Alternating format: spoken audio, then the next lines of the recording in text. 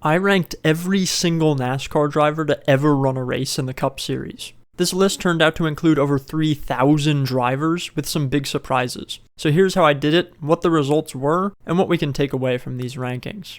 My first instinct to rank everyone was manual labor. I could carefully think through each driver in the top 100 or so, but I realized that would take a long time. And not only that, but there are drivers like Jerry Plotz and Bob Jeffries who I literally know nothing about because I wasn't alive in the 1950s, nor is it even possible to find anything about these guys because when you Google Bob Jeffries NASCAR, all you get is unrelated results about Bob Jeffrey and the webpage of his singular race result. So what I determined would be best would be to create an objective metric that would mathematically rank each driver. This could be done in a bit of a straightforward manner using a little bit of code. It's a pet peeve of mine when people spend half the runtime of these videos explaining the code, so I won't bore you with that, but I will explain a little bit of the calculation that happens in the script. Driver rating, as we'll call it, is a composite of 4 stats: wins, top 10s, laps led, and average finish. These 4 categories are all weighted equally and combined into one score, which is assigned to every driver. Then we can determine who ends up with the highest driver rating, and we can rank everyone from there. Now, what's important to note is that you can't just average out the 4 stats directly into a driver rating. That wouldn't give good results because the rating would be heavily skewed by laps led. The system would value 1,100 laps led and 0 wins more than 1,000 laps led and 90 wins. Not to mention, average finish is better when it's lower, so a better average finish would hurt your rating. Instead, what we have to do is basically calculate the average number of wins, top 10s, etc., and then determine how far the driver's stats are from the average, higher or lower. This is called a z-score, and we use that in our driver rating system instead of raw stats. There ended up being 2 versions of the rankings, one with a minimum number of starts and one without, which I'll explain more at the end, but for now we're going to go through the whole list. With that out of the way, let's get into the actual rankings.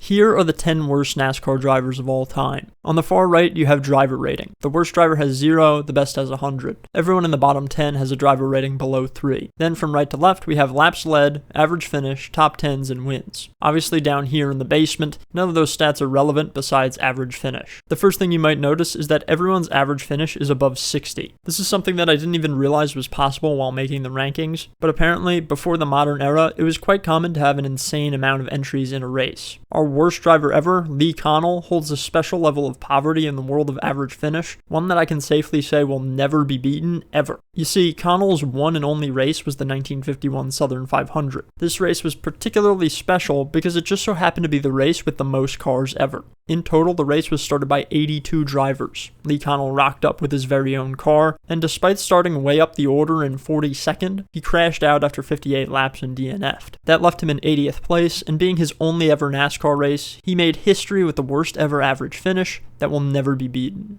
Starting our slow ascent to the top, we make some pit stops on the way. The first recognizable name in the bottom 300 was Jeb Burton, coming in at 2,725th. Now keep in mind that this list is based off the Cup Series only, otherwise I would suspect Jeb would be much higher up, but it does make sense when you think about Jeb's run in Cup. He raced for BK Racing in the twilight years of its life when those cars were undrivable. He straight up did not qualify for 9 races that season, and his best finish was 27th at Martinsville. Ex-F1 driver Christian Fittipaldi, who had a horrible stint in NASCAR where he could barely finish a race, comes in at 2,723rd. Jeffrey Earnhardt comes in 168 spots higher than Fittipaldi thanks to a slightly higher average finish and a thundering 2 laps led. Brett Moffitt and his 1 Cup Series top 10s squeaks him into the top 2,500. The beloved BJ McLeod makes it all the way up to 2,398th place with 2 top 10s and 18 laps led. Driving in a spec car era and having longevity are both valuable for climbing up the ranks in the bottom 1,000. Despite 9 career top 10s and having driven for Joe Gibbs Racing, JJ Yaley finds himself down here with a putrid average finish of 31.04. The driver most indicative of the underground might well be Kevin LePage. Nothing puts you in the NASCAR basement more deservingly than brake checking the entire field under green. There's a reason his name has become a verb. You don't want to LePage the field.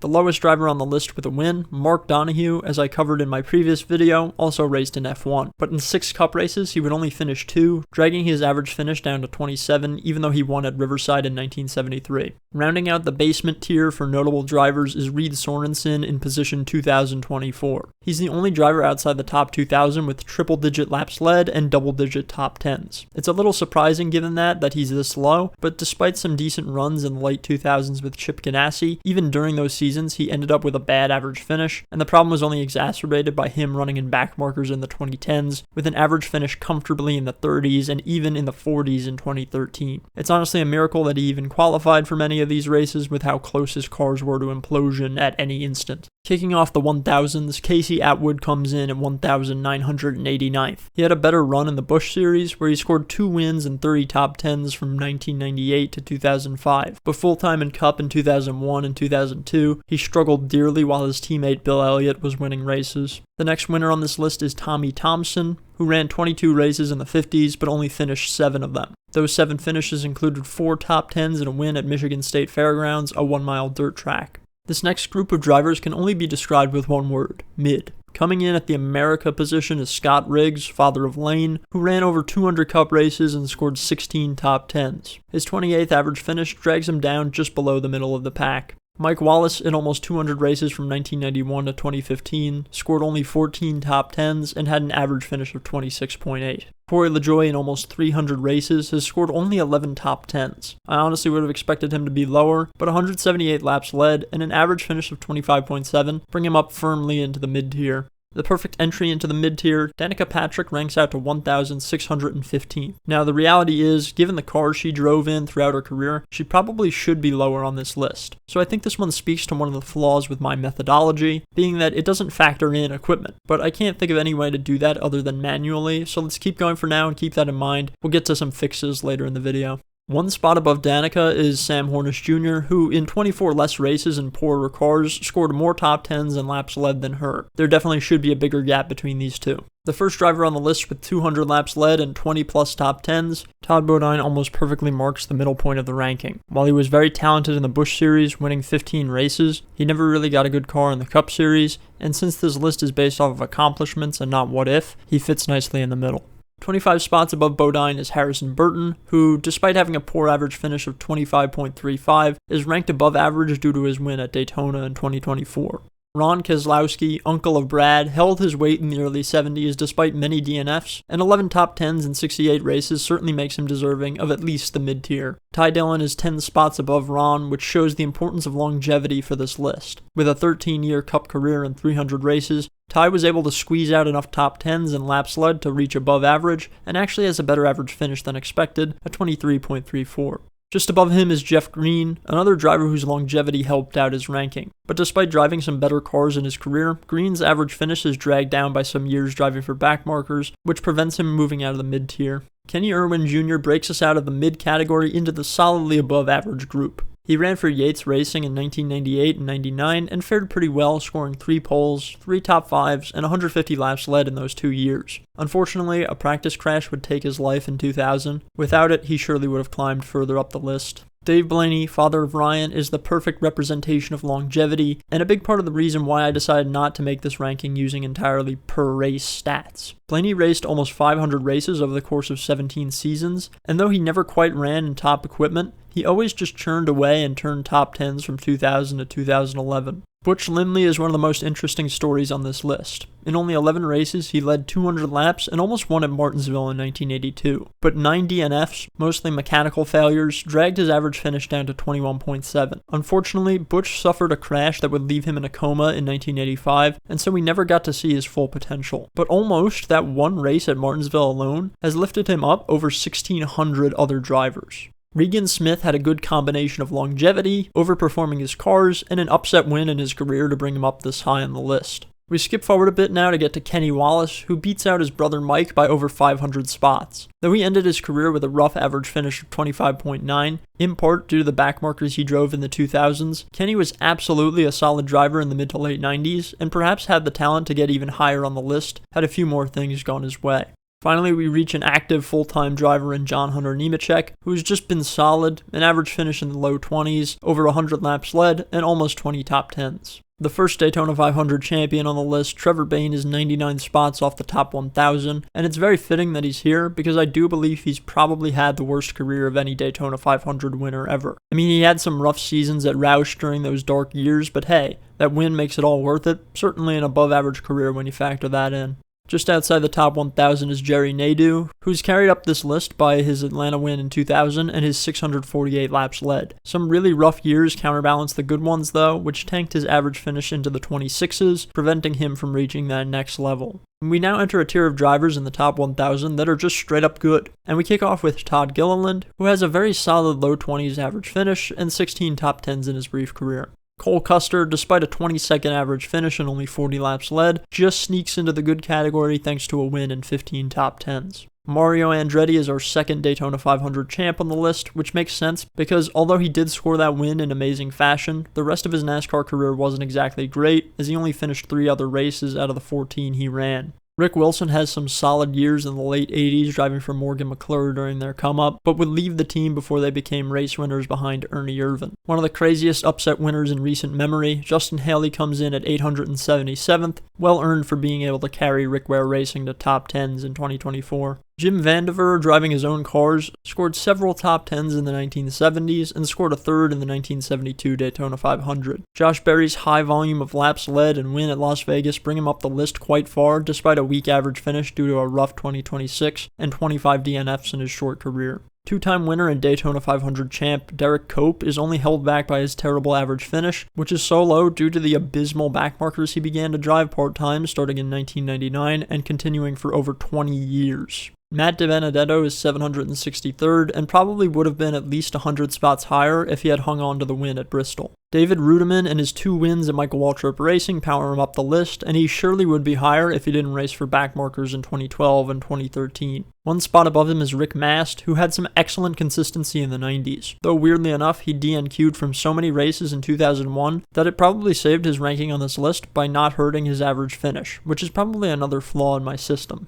One of the highest drivers on this list to not lead a lap despite a long career, Clyde Minter scored 19 top 10s but never found his way to the front of the field. Ralph Earnhardt's 17th place average finish has him firmly in the good tier, despite only finishing less than half of his races. The first driver on this list with over 1,000 laps led, we reach Mike Skinner, who, like many others that we've talked about already, had a brief but great prime, but ran in various field-filling teams late in his career and dragged his average finish down to 26. Ryan Preece works his way into the top 500 thanks to a good past few seasons with RFK Racing, which have counteracted his rough early years in Cup. Carson Hocevar's win and high volume of laps led in top 20s bring him up to the top 500 despite his imperfect rookie season and small sample size. Robbie Gordon is the first 3-time winner on the list, who had a very good couple of seasons with RCR, but the decision to leave and start his own team turned out to be a poor one in the results column. David Reagan is the first driver on the list with 40-plus top 10s, and his 2 wins help out as most drivers around him now have a significantly better average finish. We're now beginning to get into a very good set of drivers, starting with John Andretti, who led over 750 laps and scored 2 wins in his career. Parnelli Jones is the first driver with 4 wins on the list, but with only 11 total top 10s, he can't be placed higher. The first driver on the list with a double-digit driver rating, Casey Mears, scores a 10.0. If it takes 2,700 drivers to reach 10, that just shows how great these top 250 are. If Front Row Motorsports and Levine Family Racing weren't so bad for so many years, Michael McDowell could be even higher, but still insanely impressive to be near the top 250 despite driving some rough cars. Maurice Petty, despite having never led a lap, comes in at 205 thanks to his incredible average finish of 10.58.